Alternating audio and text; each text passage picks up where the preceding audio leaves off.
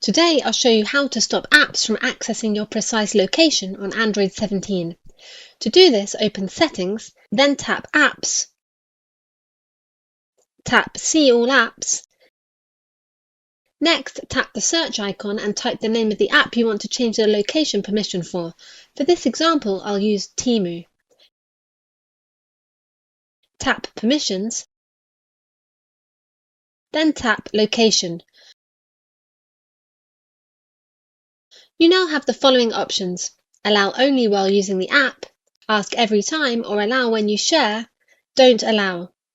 You can also enable or disable Use Precise Location, which works with the first two options.